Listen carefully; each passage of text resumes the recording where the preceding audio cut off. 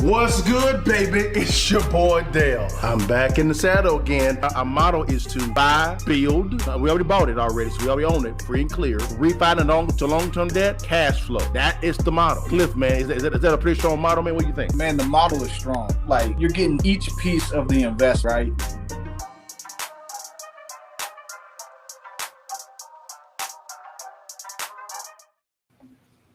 What it do, babies? It's your partners, and we back in the saddle again, looking better than you. Every time you see me and Cliff, take that in and take the picture. But man, guys, welcome to Real Estate Friday. It's your partner there. My man Cliff was in the building. Cliff, baby, how was the week? How was your partner? How was the week? Man, another good week. Man, had some interesting type properties this week. Some difficult ones, man. But it's all good, man. It's part of the business, man. So, how was your week? Good week, good week, good learning week. Okay, good week and good learning week. Of course, you get those issues. I'm noticing something, Cliff. The quality and customer service of potential partners, whether it be GCs, appraisers, name a vendor, so to speak. I'm beginning to see a lot of the times the quality is going down.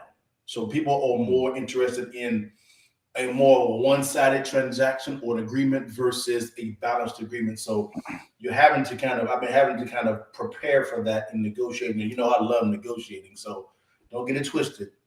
I still got the bag because it's your partner. You know what I'm saying? But anyways, man, guys, this here is going to be one of my favorite subjects is, before we go there, Cliff, man, every week we go through the current market analysis, man. As a licensed appraiser, man, what's going on in the market? How let your partners? Yeah, the market's slowing down. So it's still continuing to do that. They keep raising interest rates. So we're gonna keep seeing it slow down. Now, Define slow down seeing, fast. so the transactions, the number of transactions is going to slow down. Um, I think we're going to see a drop in values that's going to be substantial. Ooh. Substantial. I'm Give me a starting to see it percentage. already. Give me a Yeah, percentage. I mean, I think like what you were saying, spot on, man. I think you can see 20, 30%, if not more. I mean, in some markets, it depends on the market. Everything's market dependent, but Wow. out here, I'm seeing across the board, I've seen a number of people drop prices Jesus. consistently. Yeah. Houses that used to sell quick are now on the market 60 days, 70 days. For example, I never saw too many properties that didn't have, that sold over 60 days. That was rare. Wow. Everything was selling under 60 days. I've Wow. seen it twice this week already. I'd never Wow. really seen that before. So it's slowing down. Days on market is increasing. Now, is that the same reality, whether it be a lower tiered market, a mid tiered market, and a luxury market? Is it the same reality in all three of those metrics? It's happening each one, but at different rates. If you're at the high end, they're getting killed. The high end is getting killed. And then as you go down, it's less so. So if you're at the bottom, it's still strong because there's just not that many. There's just not that many properties available at that low end. It's just Sure. there's a limited amount. So that's Sure. keeping the prices there, and that's the only price point that anybody can really afford. So Yeah.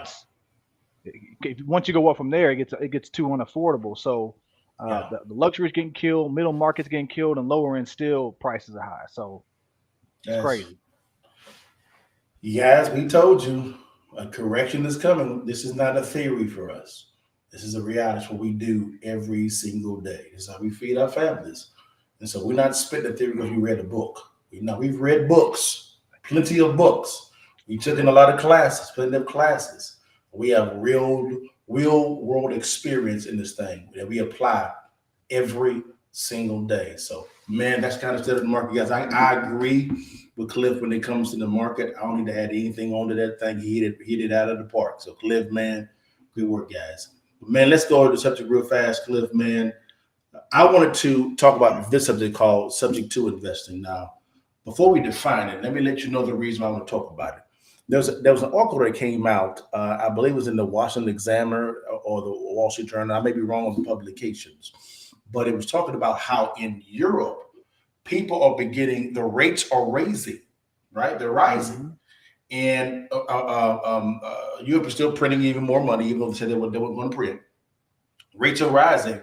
And now the consumers, in response to the rates rising, are saying that they can't afford to make their payments anymore. And I just gave you the formula to them come to that conclusion. That's sounding eerily similar to what's going on in America. Would that be right as far as the printing and the raising of rates, right? Yeah, as far as printing, raising rates, yeah, you're right. The difference is, and I learned this week, and this may not be true for the rest of Europe, but at least in England, Yeah. in England, they do not have 30-year fixed mortgages. What do they have? They have adjustable rate, 2 to 5 years. So Wow. every 2 to 5 years, they have adjustable. So they are about to go through a huge adjustment where some people's mortgage is about to double. A lot of England is about to double. They don't have 30-year fixed. Jesus. And I've been talking to loan services. That's loan services. They actually service a pretty large portfolio of loans, and a lot of them actually have ownership in those loans too. The defined print, okay, for loan services. And they were talking to me about modifications and how most Americans cannot qualify for modifications. And when they do, the payments are doubled, and doubled because of the amount of principal that is or interest that is they're behind. Number one. Number two, because of inflation, taxes are going up. Property taxes are going up as well. So when you kind of incorporate those into that thing, what actually happens? They Yeah, owe you're right. more. And so with the modification, and also what people don't understand is with modification, what they do is they're actually when they modify you to the rate that is current now, not the one you had before. So if you're paying a 2-3% interest rate and you modify them because you're behind, do not be surprised if it goes from 2 to 7 to 6. And you got to pay it, or foreclosure is right around the corner. So people are agreeing to this, and so now people are going to say because of that formula, they're not going to be able to afford those payments. Hence, the strategy of subject to investing. So, Cliff, man, if you could, man, in a very succinct standpoint, what is subject to investing? Define it for us. So subject to is taking ownership of a property subject to the original mortgage. So Mm, basically what you're doing is you're taking title to the property, yeah. but you are not taking uh, ownership of the mortgage. The mortgage Yes. is staying in its current ownership situation. So Mm, you have title, the original owner has the mortgage, yeah. and you own it subject to that Yeah. original mortgage. So that gives you the ability to have certain rights over it.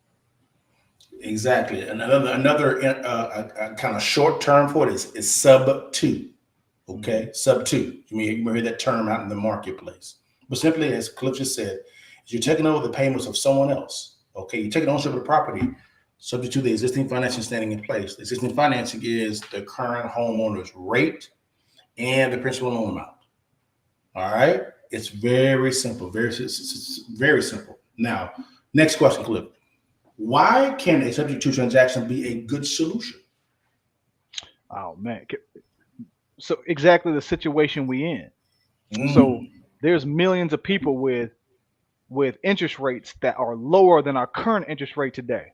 yeah. So millions of people got 3% interest rate. Hmm. Now you could try to buy the house at 7% Yeah.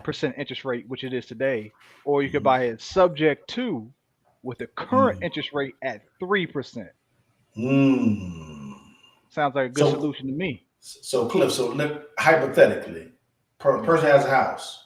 They owe Hmm. 200 grand on the property. Payment is let's say $2,000 a month. That's PITI. Okay, but they are 12 months behind. Okay, okay. Would that be a proper transaction to maybe look at to looking at implementing a subject to transaction.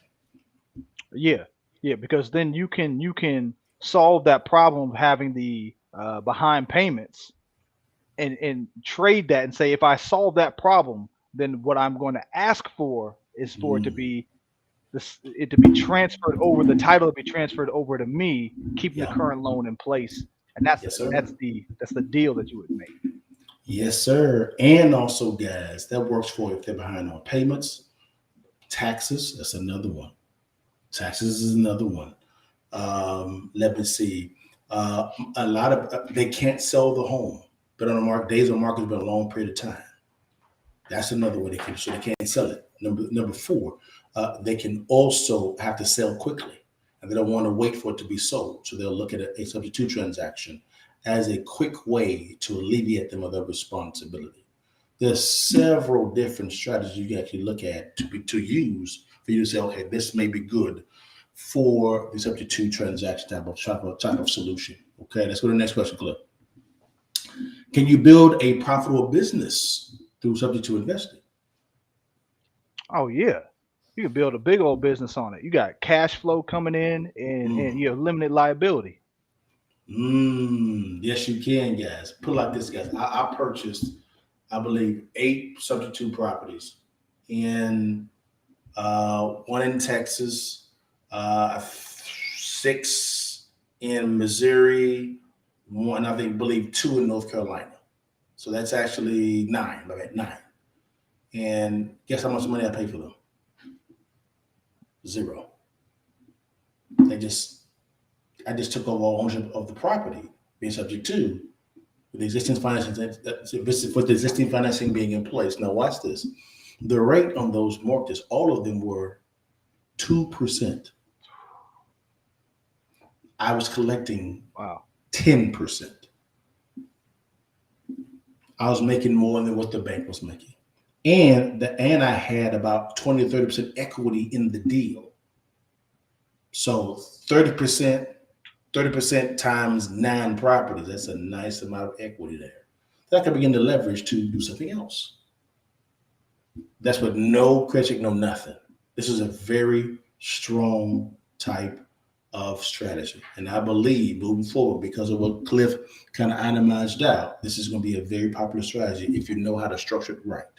All right. Cliff, you agree or disagree? Oh yeah, I agree. I mean, if you can get a subject to deal, especially today, you killing it. Yeah. Killing the game. Oh, my word. Now, Cliff, what's the 3 most important goals when using the subject to strategy? I would say the first goal is finding the right type of deal that makes sense, right? Mm, mm, Uh, mm. so we just named one of them, right? A low interest rate. Yeah. That finding deals with low interest rates. Mhm, Um, and another one is anytime we have real estate, I say location. mhm. We're gonna make sure that the location is right. That's right. And That's right. the That's right. last way I would say is making sure that the business structure is correct, that you are setting it up in a legal way to make sure that both parties Mm, are in good position. mm. So, Cliff, what you're saying is we should prescribe the right solutions, number one, all right, because there's several different solutions within a subject to transaction. There's a plethora of solutions. You better know which one is the right one. Because if you prescribe the wrong one, you are SOL Right. from a Yeah. legal standpoint and from a financial standpoint. All right. Number 2, you want to protect the homeowner because you are presenting a solution that alleviates their problem. Prescribe the right solution to alleviate their problem, but they'll trust in you to make sure that you make the payments on time. That means that you keep it current. And also that eventually they'll get an exit of some form of fashion. Okay. And that's going to be predicated on how you negotiate. All right. So they're trusting you to really sustain their credit profile. There they are. All right. And number 3, I would say, man, real talk, y'all, protect yourself. So, I've seen so many substitute transactions wrongly structured and these so-called investors get taken to the house in a court of law easily, and it's very easy because substitute transactions can normally be complex. Would you agree, Cliff? Yeah, I mean I would say it's probably one of the more complex transactions you can do in real estate. Yeah, Because of the details involved. I mean, would yeah. you rank it as a higher type of level? I think you'd have to have a good understanding of what's going on in order to do sub two. You're going to have to from a contractual standpoint, an entity standpoint. Keyword on entities, because that's good. Your construction where you have different entities involved in the transaction. I would also say really finalizing the accurate details of the transaction. How much is owed in arrears? What's the principal amount owed? What's the principal interest, tax, and insurance payment? Okay, is the insurance current? I mean, there are so many levels that you have to add, you have to begin to confirm so that you can position the right solution that protects you and the homeowner. Because once you do it right, guys, it's like rinse and repeat. Rinse and repeat. This is probably one of the most complex strategies in real estate, in my opinion. In my opinion, it is because there's so many different variables. You have homeowner involved, the government involved, your taxes, a lender involved as well, also, and attorneys involved. All four of those individuals are powerful individuals. You better make sure you have a good squad around you, or you'll get hosed. Would you agree, Cliff? Yeah, absolutely. Like he said, it's a lot of lot of details are involved in it, and you got to have a team that knows what they're doing to make sure that, Mm-hmm. like exactly like he said, protect the homeowner and then protect yourself because of everything involved with it. Because now you're including a third party, which is the bank. Ooh. You're now involving the bank, and the bank's got resources. Mid-tier larger banks.